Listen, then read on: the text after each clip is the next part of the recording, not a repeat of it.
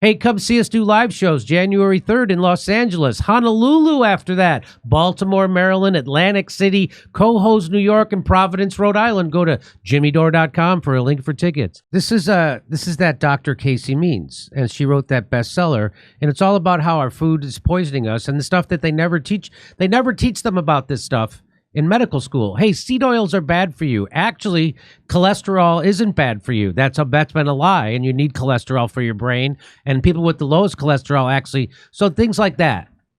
And the sun's actually, you need the sun. It's good for you. And that the skin cancer is, if you look into it, turns out to be a bit of a scam. We've covered it. Go look at the video on this channel. So here she's going to go off on all the things she didn't learn in medical school. This is Casey Means. She's a Stanford-trained physician and a leading voice in the metabolic health. She is also the author of Good Energy, which focuses on metabolic health and its impact on overall well-being. Here we go. From processed food, while 93% of industry-sponsored studies reflect no harm. In medical school, I didn't learn. So processed food, most of the industry studies say there's no harm from processed food. Huh. So here we go. 95% of the people who created the recent USDA food guidelines for America had significant conflicts of interest with the food industry. So they don't tell you that. Oh, the food pyramid? The people who created that are being paid by the food industry to create that pyramid. They didn't tell her that in medical school. Why is everything a pyramid? Right? I did not learn that 1 billion pounds of synthetic pesticides are being sprayed on our food every single year. 99% of the farmland in the United States is sprayed with synthetic pesticides, many from China and Germany. And these invisible, tasteless chemicals are strongly linked to autism, ADHD, sex hormone disruption, thyroid disease, sperm dysfunction, Alzheimer's, dementia, birth defects, cancer, obesity, liver dysfunction, female infertility, and more, all by hurting our metabolic health. I did not learn that the 8 billion tons of plastic that have been produced just in the last 100 years, plastic was only invented about 100 years ago, are being broken down into microplastics that are now filling our food, our water, and we are now even inhaling them in our air. And that very recent research from just the past couple of months tells us that now about 0.5% of our brains by weight are now plastic. So maybe big budget Hollywood sci-fi movies are just to get us to think that being made of pesticides and plastics is cool and far out. I mean, our brains are already plastic. So I think that does explain the election of Joe Biden. I mean, our brains are already plastic, so I think that does explain Ileana Douglas. Come on, anyway. Which one is that? She was a real bitch to me. Well, that's a real 90s reference. Yeah, I'm old. But. That's so random. She was trying to suck up to Ben Mankiewicz to become a host on Turn Classic Movies, and she could not be she is the worst version of a Hollywood phony that I've met in Hollywood, and that is saying something. Did you ever call a garbage pail Annabella Sciorcia? Annabelle Sciorra? Sciorra, yeah. Yeah, okay. Like a less hot Annabella Sciorcia. I didn't learn that there are more than 80,000 toxins that have entered our food, water, air, and homes by industry, many of which are banned in Europe. And they are known to alter our gene expression, alter our microbiome composition and the lining of our gut, and disrupt our hormones. I didn't learn that heavy metals like aluminum and lead are present in our food, our baby formula, personal care products, our soil, and many of the mandated medications like vaccines, and that these metals are neurotoxic and inflammatory. Wow. Well, I do know that the FDA says the vaccines are safe and effective. So, yeah, she sounds like a real jerk. Yeah. But Jimmy, I trust medical professionals. They know best. And of course, I believe all women. Oh, wait, don't listen to this raving lunatic. Jimmy, you don't understand. She's a medical professional And she's a woman. Oh, don't listen to that crazy meta kook with her uneven dress. She's spreading misinformation about her lifelong field of expertise. Yeah, look at that Miss Shouldermation on her dress. That's a great point, Jimmy. Yeah. Also, you have to understand, I am prescribed at least 5 different kinds of mood-altering Brave New World drugs to take my life. So I hate when someone starts talking about how those are bad for me. I'm legally prescribed Lexapro, so I'm numb to reality. Here's from her appearance on Tucker.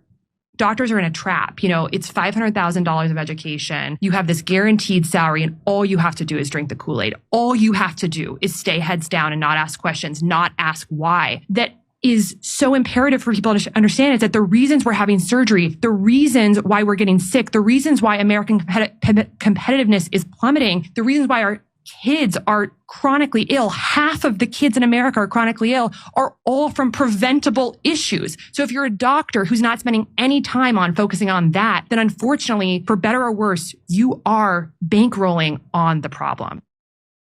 Yeah, the doctors are bankrupt. Doctors everywhere. Yeah, I need this job so I can afford to buy organic for my kids. Sorry about your kids being sick, but how else can I buy my kids yellow watermelon?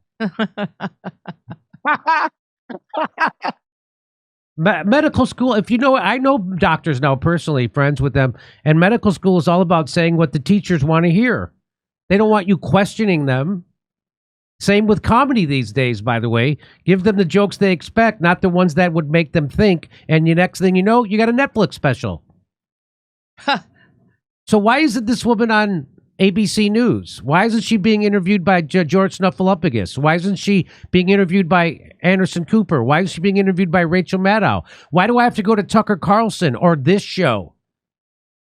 Or get a video of some kind of congressional hearing? Why? Because those people, George Snuffleupagus and Anderson Cooper and Rachel Maddow, they're all paid for by the big pharma company and the food companies that are poisoning you. You know, I used to when I watched I haven't watched Meet the Press in years, but I used to. I used to watch Meet the Press every Sunday, and I remember they would do it. They would always be sponsored by Archer Daniel Midland. I'm like, why would Archer's Daniel Midland?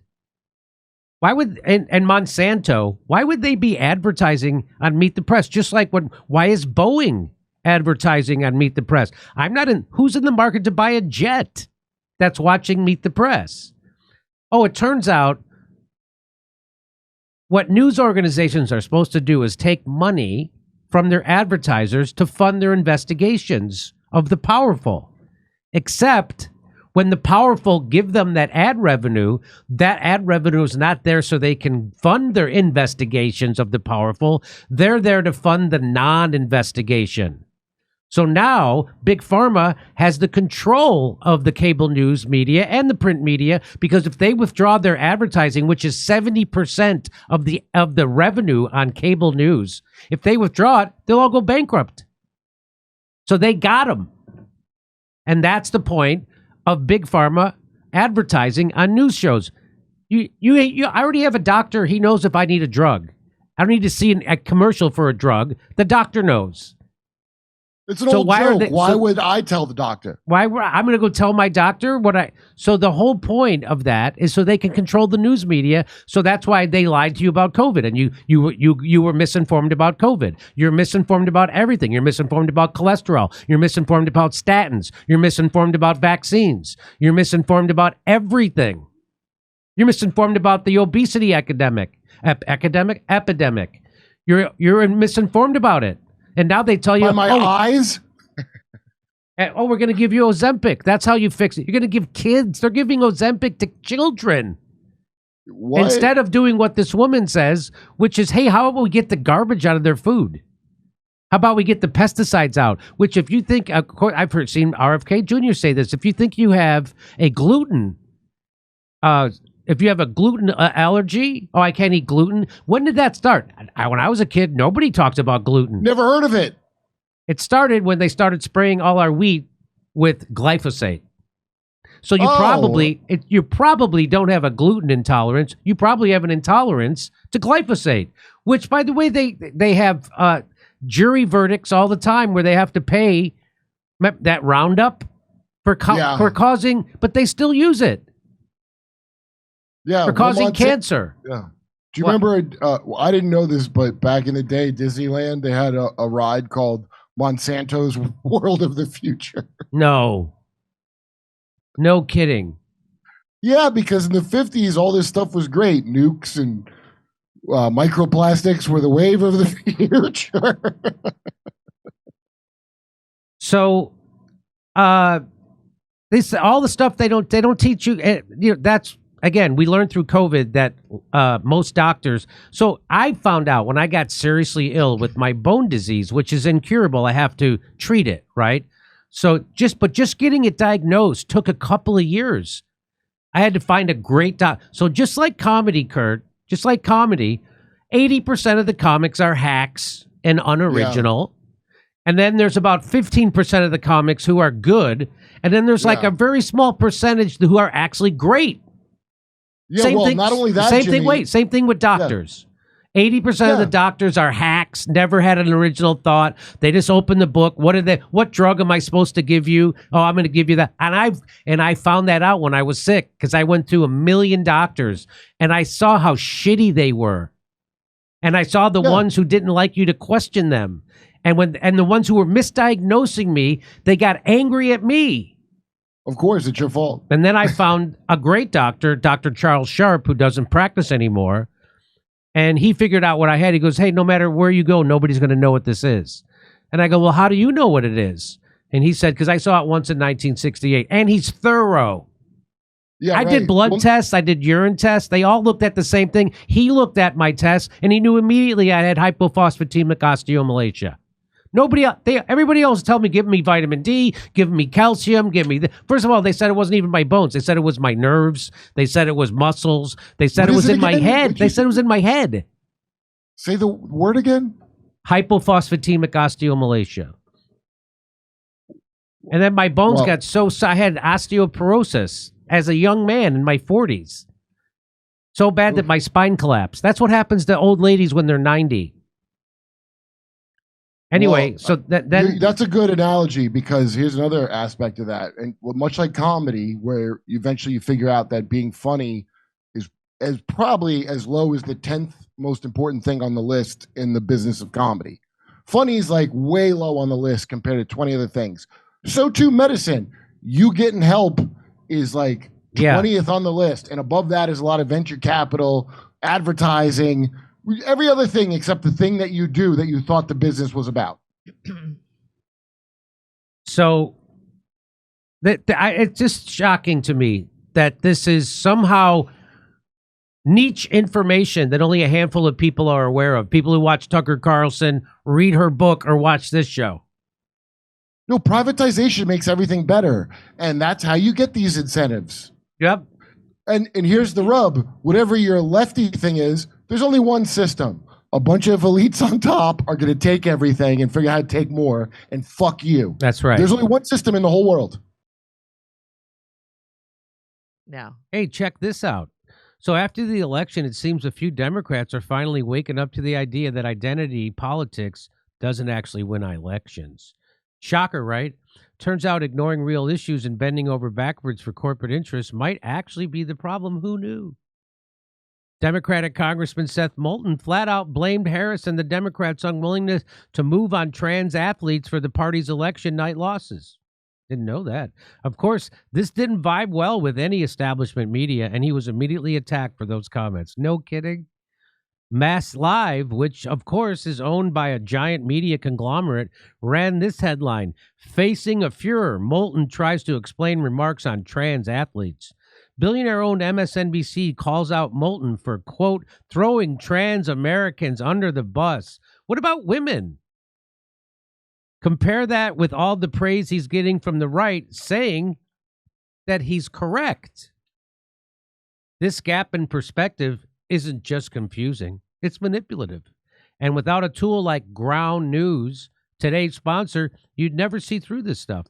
Ground News shows you every headline on a story and how the coverage changes based on political bias or, importantly, corporate funding.